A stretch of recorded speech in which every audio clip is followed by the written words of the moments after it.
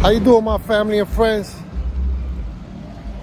A once upon a time felon, unashamed for Christ, forever saved.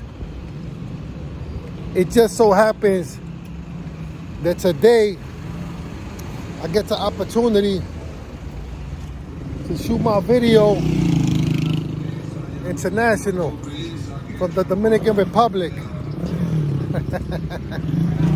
It's a blessing that I get to travel, get a change of scenery, and right now I would love to be in the beach or sitting by the pool somewhere, but I don't really feel comfortable doing that, and it's really not the same if I don't got my kids with me and my wife. You know, I like to enjoy that scenery right there with my family. But at any rate, I had to come out here on business. You know, because you got to look after whatever inheritance you got coming to you. So I'm out here looking at some properties that my dad bought a very, very long time ago, and I'm bringing it up to par. It backed me up in the pandemic. I couldn't come in 2020, so I pivoted. You know, I went to PA. I started doing what I had to do out there. But now I double back and I come to DR and do what I gotta do out here. Because it's all about planting the seeds. It's all about building on what was already established. The standard that was already established by my father, we gotta maintain that standard and we gotta make it better. We gotta raise the standard, we gotta raise the level. We gotta take it up a notch. That's the thought behind, you know, what I do. Because I wanna teach my kids. It gets noisy out here. I wanna teach my kids the principles. Look, this is the standard.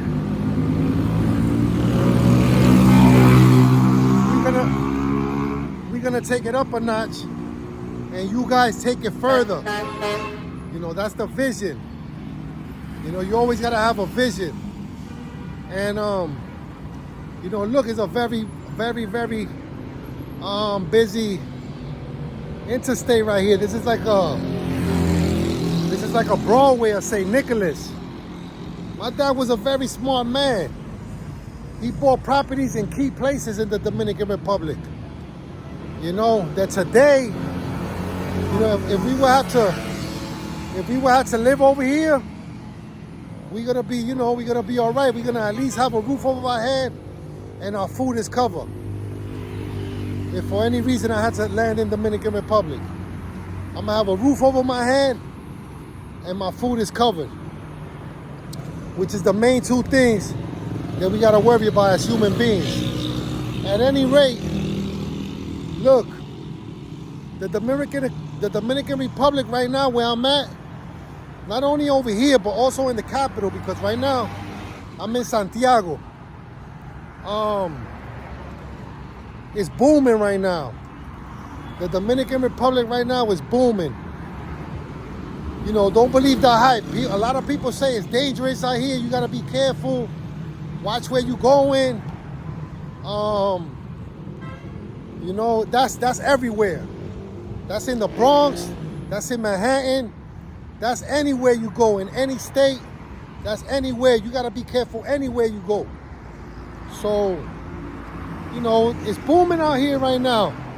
Whoever invested out here a while ago is doing very well right now. Very well, because even since the pandemic, since 2020, the properties out here has tripled. My goodness. Whatever was appraised in 2020, right now in 2024, right now in 2024, the property tripled. So with that being said, You know, it's all about planting seeds, man. Don't be afraid to invest. That's my point right here, man. You gotta plant them seeds. And you know, the people who invested and took a chance and bought that piece of lot, bought that apartment, bought that Airbnb, bought that house. Come on, man. Today they're in a better space. You know, that's anywhere. It tripled. It tripled. And you know what's making it booming out here? Tourism is what drives the economy in the Dominican Republic. Tourism. Yo, they doing a train station. They doing a train, like the train tracks, like the 1 train, the A train, the C train, and all the trains that we take over there.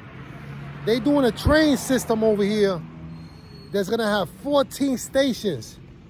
Not only that, they already did a train station in the capital, but right now they doing a train station here.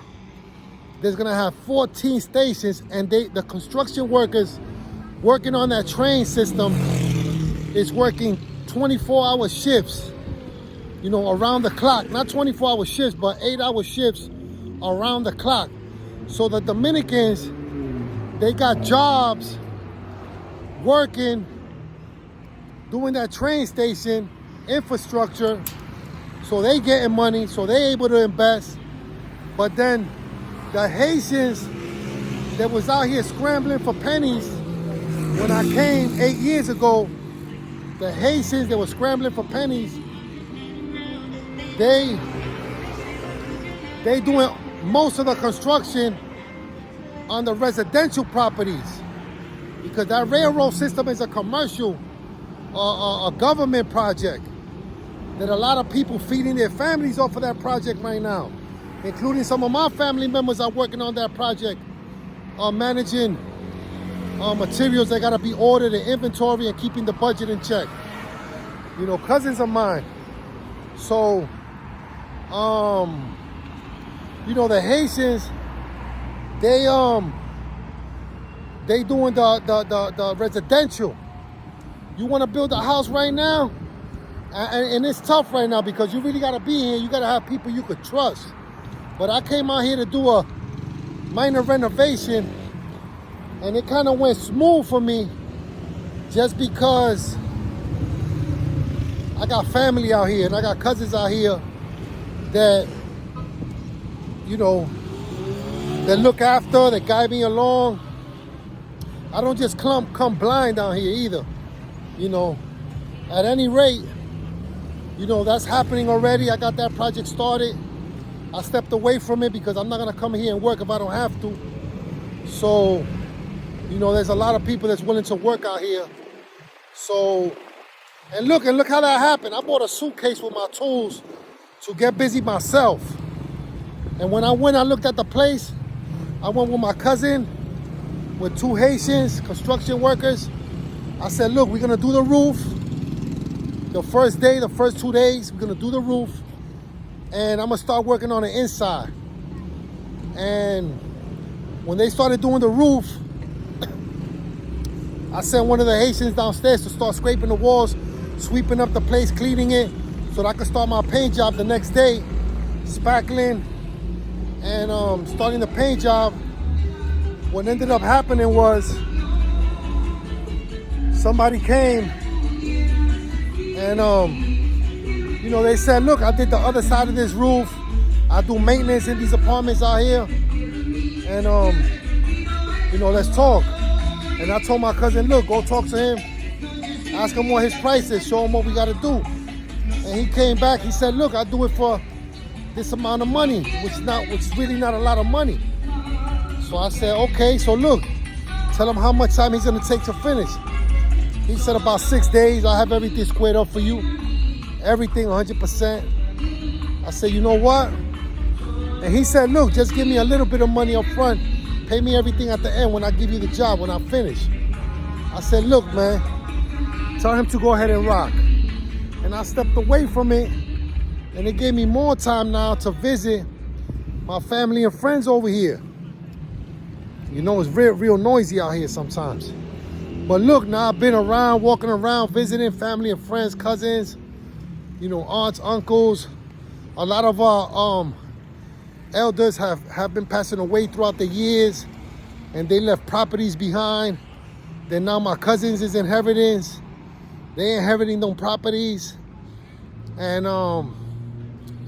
that's what it is, man. It's about progress. Look, nobody's promised tomorrow, man. All we could do is prepare.